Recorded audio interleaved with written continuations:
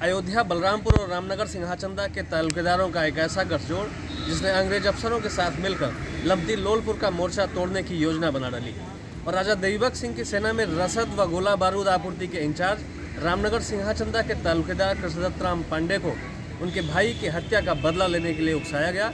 इसलिए उन्होंने भी अंग्रेजों का साथ देने का मन बना लिया। अयोध्या के राजा मान सिंह को अंग्रेजी हुकूमत की धर्मनिरपेक्ष छवि बड़ी अच्छी लगी, इसलिए अंग्रेजों का साथ देना उनकी नज़र में भी एक नैतिकता थी। वहीं बलरामपुर के राजा दिग्विजय सिंह को नवाबी शासन के दोबारा लागू होने तथा अंग्रेजी हुकूमत के खिलाफ विद्रोह में कभी कोई दिलचस्पी ही नहीं रही। कुल मिलाकर तीनों तालुकेदारों का गठजोड़ अब खुले तौर पर अंग्रेजों के साथ हो चुका था। नमस्कार, यह है घाघरा पार की खास सीरीज जिसमें हम आपको बताएंगे गोंडा के महाराजा देवीबख्श सिंह की अमर गाथा। तो आइए चलते हैं कहानी की ओर।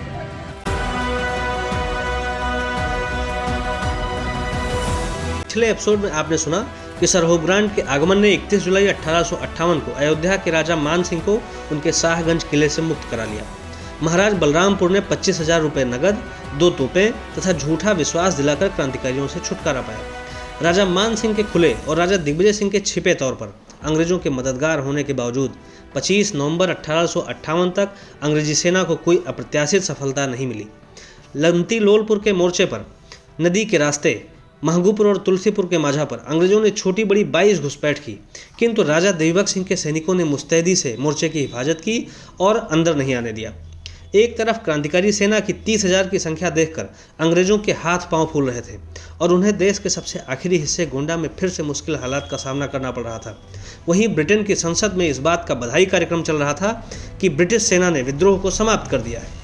लखनऊ में अंग्रेजी सेना के काबिज होने और बेगम सहित नाना साहब, राणा बेनीमाधव व अन्य के घाघरा पार शरणार्थी होने को ही गवर्नर जनरल लॉर्ड कैनिंग और ब्रिटिश आर्मी के चीफ कोलिन कैम्पबेल विद्रोह को समाप्त मानकर चल रहे थे। शायद इसीलिए ब्रिटेन की संसद विद्रोह को खत्म मानकर लॉर्ड कैनिंग और कोलिन कैम्पबेल सरहुग्रांड जैसे योद्धाओं को उपाधियां व सम्मान लुटाकर धन्यवाद दे रही थी। निश्चित तौर पर गवर्नर जनरल और ब्रिटिश आर्मी के चीफ का पूर्वानुमान गलत सिद्ध होता दिख रहा था जब 30,000 क्रांतिकारी गोंडा की धरती पर अंग्रेजी हुकूमत की पूंछ पर पैर जमाए खड़े थे। आज एक बार फिर से जब सरहुग्रांड जैसे योद्धा की एक नहीं चल रही थी तो गद्दारों को उनकी शर्त पर मिलाने की योजना बनाई जा रही थी। गोंडा बस्ती की सीमा पर राजा गोंडा के सैनिक मार्च 1858 से ही मोर्चा लगाए हुए थे। अंग्रेजी सेना में मजबूत ओहदा रखने वाले सैन्य अधिकारी brigadier Rowcroft, brigadier Hudson, brigadier Taylor, Wingfield और आखिर में सरहुग्रांड भी कई महीनों से इस मोर्चे पर था, पर उसे सफलता के आसार नजर नहीं आ रहे थे। यदि इस मोर्चे पर अंग्रेजी सेना को पीछे हटना पड़ा तो उन्हें इस बात का डर सता रहा था कि अवध से उनके पैर उखड़ जाएंगे। दूसरी तरफ एक डर राजा मान सिंह को भी सता रहा था कि उन्होंने जिस तरह से अंग्रेजों का खुलकर साथ दिया है, यदि परिणाम अंग्रेजों के हक में ना रहा तो उनका भविष्य क्या है। अभी कुछ दिनों पहले ही राजा देवीबख्श सिंह की फौजों ने उनका किला घेरा था। जिन अंग्रेजी फौजों ने आकर उनकी मदद की थी, अगर वही फौजें क्रांतिकारी सेना से हार गईं तो इस बार उनकी मदद कौन करेगा। यही डर उन्हें अंग्रेजों को यह मोर्चा जिताने के लिए मजबूर कर रहा था। अब राजा मान सिंह क्रांतिकारियों को धूल चढ़ाने के लिए किसी भी हद तक जाने को तैयार थे। ठीक यही स्थिति महाराज बलरामपुर की भी थी। राजा दिग्विजय सिंह और राजा मान सिंह ने लड़ाई के दौरान ही राजा गोंडा की सेना में कृष्णदत्त राम पांडे से संपर्क साधा। कृष्णदत्त राम पांडे युद्ध के दौरान मोर्चों पर रसद व आपूर्ति विभाग के इंचार्ज थे। अंग्रेजों ने लड़ाई जीतने के बाद राजा गोंडा की संपत्ति को 3 बराबर भागों में बांटकर कृष्णदत्त राम पांडे, राजा दिग्विजय सिंह और राजा मान सिंह में देने का वादा किया। राजा दिग्विजय सिंह और राजा मान सिंह के बराबर ही कृष्णदत्त राम पांडे को अंग्रेज अधिकारियों द्वारा आश्वासन दिया जा रहा था।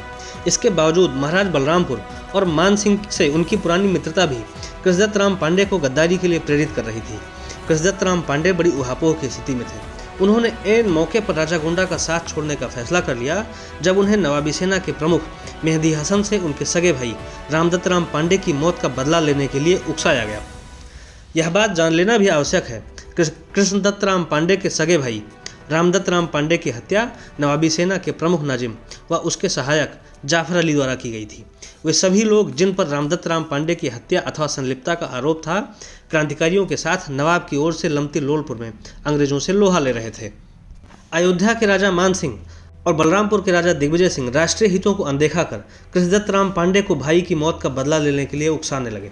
कृष्णदत्त राम पांडे को यह भी बताया गया कि यदि यह युद्ध अंग्रेज हार गए तो संभवतः अवध पर पुनः बेगम का अधिकार हो जाएगा। इससे नाजिम और उसके सहयोगियों का भाग्योदय होना निश्चित है, जिससे तुम्हारा अहित ही है। महाराज बलरामपुर रामदत्त राम पांडे की हत्या के समय घटनास्थल पर मौजूद थे। उन्हीं की गवाही पर नाजिम को सजा भी हुई थी, इसीलिए इस प्रकरण पर वे अधिकार के साथ कृष्णदत्त राम पांडे को सलाह दे रहे थे। रामदत्त राम पांडे की हत्या की घटना भी इस प्रकार से है। गोंडा में पांडे लोग नवाबी काल में ही दिल्ली से आकर एकौना के धनुही गांव में आबाद हुए थे। रुपयों के लेन देन और सूद के काम में पांडे लोगों का भाग्य चमका। ये लोग इतने धनाढ्य थे कि आवश्यकता पड़ने पर कई बार इन्होंने लखनऊ के नवाब को लंबी रकम ऋण स्वरूप दी थी।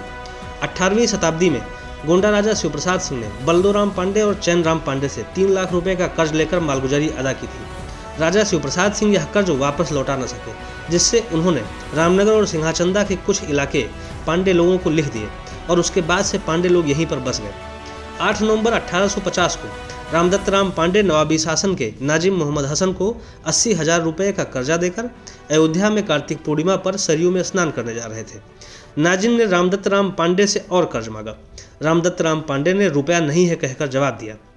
नाजिम के बहुत कहने पर वे राजी न हुए, तो नाजिम के सहायक जाफर अली ने रामदत्त राम पांडे को गोली मार दी। वे हाय राम कहकर वहीं मर गए। उनके शव को छत-बिछत कर अयोध्या में उसी स्थान पर गाड़ दिया गया। नाजिम ने पांडे के खेमे में लूटपाट कर लाखों का माल भी प्राप्त किया। रामदत्त राम पांडे की हत्या के बाद नाजिम पिछले कर्जनामे के कागजात व मोहर हड़पने की नीयत में था, किंतु रामदत्त राम पांडे के दामाद ने कर्जनामे का कागज और मोहर महाराज बलरामपुर को सौंपकर संपत्ति की हिफाजत की मदद मांगी। महाराज बलरामपुर दिग्विजय सिंह कर्जनामे का कागज व मोहर लेकर गोरखपुर भाग गए। महाराज बलरामपुर दिग्विजय सिंह नाजिम के अत्याचारों से पहले ही दुखी रह चुके थे। जब नाजिम को पता चला कि दिग्विजय सिंह कर्जनामे का कागज और मोहर लेकर भागे हैं, तो उसने उनका पीछा किया, किंतु गोरखपुर में अंग्रेज अधिकारियों के संरक्षण में दिग्विजय सिंह सुरक्षित बच पाए। सुरक्षा की दृष्टि से वह कुछ दिन वहीं रुके रहे। भाई की हत्या की खबर पाकर कृष्णदत्त राम पांडे को नाजिम पर हमला कर उनके 50-60 साथियों को मार डाला तथा भाई की लाश को जमीन से निकालकर समुचित दाह संस्कार किया। 18 नवंबर 1850 को नाजिम ने नवाब को रिपोर्ट भेजी कि रामदत्त राम पांडे पर काफ़ी मालगुजारी बाकी थी। उसके द्वारा मालगुजारी मांगने पर पांडे 500 लोगों के साथ नाजिम की छावनी पर चढ़ाए। इस मुठभेड़ में रामदत्त राम पांडे सहित नवाबी सेना के कई लोग भी मारे गए। इसके बाद नाजिम के लोगों ने पांडे के लोगों को अपने साथ लेकर रामदत्त राम पांडे का घर लूटकर शाही मालगुजारी वसूल की। इस रिपोर्ट से प्रसन्न होकर नवाब ने नाजिम को और भी सम्मानित किया। रामदत्त राम पांडे की हत्या के बाद कुछ दिनों के पश्चात महाराज बलरामपुर द्वारा रेजिडेंट स्लीमन और मिस्टर चेस्टर के कहने पर उक्त घटना की जांच कराई गई। महाराज बलरामपुर की गवाही पर मोहम्मद हसन को दोषी पाकर जेल की सजा हुई। अतः दिग्विजय सिंह को कृष्णदत्त राम पांडे द्वारा काफ़ी इज्जत मिलती थी। शायद इसीलिए कृष्णदत्त राम पांडे के फैसलों पर राजा बलरामपुर दिग्विजय सिंह का हक भी हुआ करता था। राजा मान सिंह और दिग्विजय सिंह की प्रेरणा व अंग्रेज अधिकारियों के ठोस व लाभदायी आश्वासन ने कृष्णदत्त राम पांडे को गद्दारी के लिए मजबूर कर दिया।